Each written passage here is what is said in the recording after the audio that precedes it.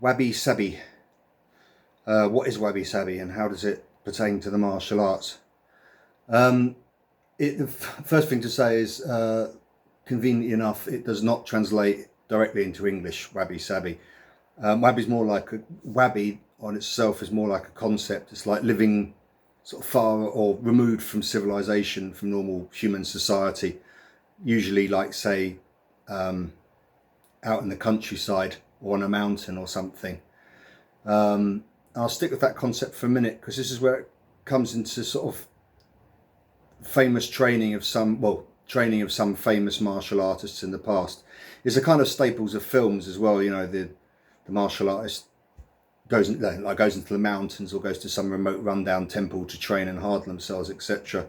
And there's a film, Fighter in the Wind, which is a kind of fictionalized account of the late great Oyama, the famous Japanese karateka, who was actually born in Korea and came to Japan when he was like 15 or something. But anyway, Masayama, very famously, he went to live and train in the mountains, I think Chiba Prefecture. Originally he went with someone else, two of them, another man. This is when he was like 22 or something, he was really young. But the other guy couldn't stick it for more than like a month or something. But Oyama basically stayed up there for two months, and that's where Kyokushin karate evolved, through brutally hard training in the scorching sun and the very cold snow. Didn't know how to finish that one. And Fighter in the Wind, there's a scene, it just captures it brilliantly, where it's the depths of winter. He's trying to break a thick stone and he just falls over crying, holding his hand. Looks like he's almost like broken his wrist or something. He rigs up just stuff that you find on a mountain, like logs and stuff, but he makes himself a sort of makeshift gym almost, but more like for conditioning. Like he's got a log on a pulley, and he lifts it up and he slams it down, and it slams into his thigh. Obviously Kyokushin being very sort of close contact, and there's a lot of thigh kicks just wearing the opponent down, so supreme conditioning is required.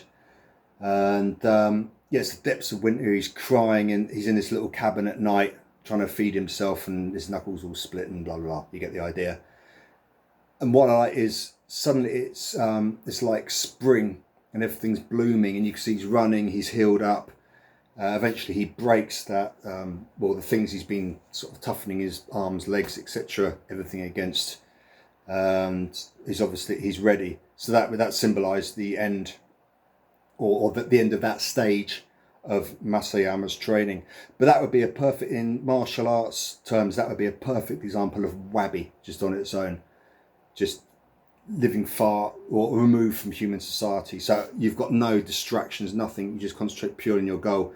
In this case, I've just talked about some martial arts, but you hear the same thing for people studying Zen or poets, artists. Yeah, anything where you just want to concentrate, just you and nature assisting you. So that was wabi. You could talk endlessly about wabi-sabi. But I'll just try to keep it succinct to the martial arts, or specific to the martial arts as much as I can. And then you've got sabi, wabi-sabi. Sabi is a sort of concept, or the state of something being in some decay, being withered, being broken, chipped.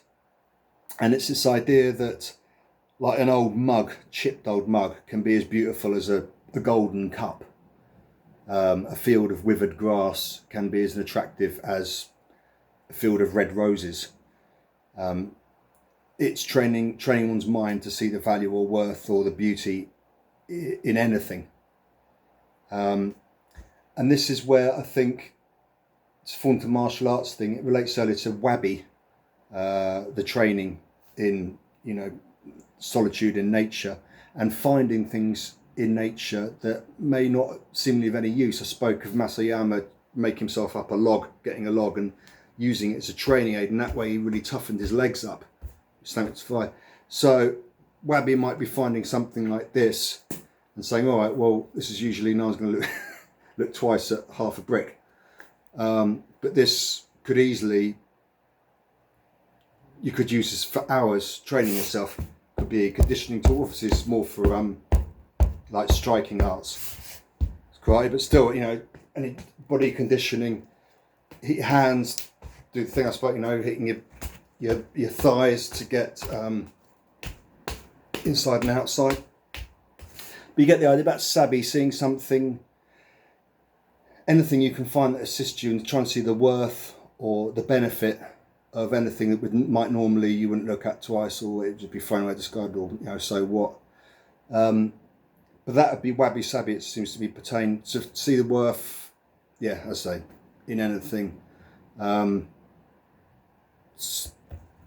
single-minded pursuit of training and of making oneself better, and as is best illustrated by the story of Oyama. I could think of nothing better than Oyama going to the mountain training, finding things lying around, stones, rocks. He said he was trying to break that stone for ages. It's a big thick stone, stuff that wouldn't normally be looked at twice. So that to me is wabi-sabi.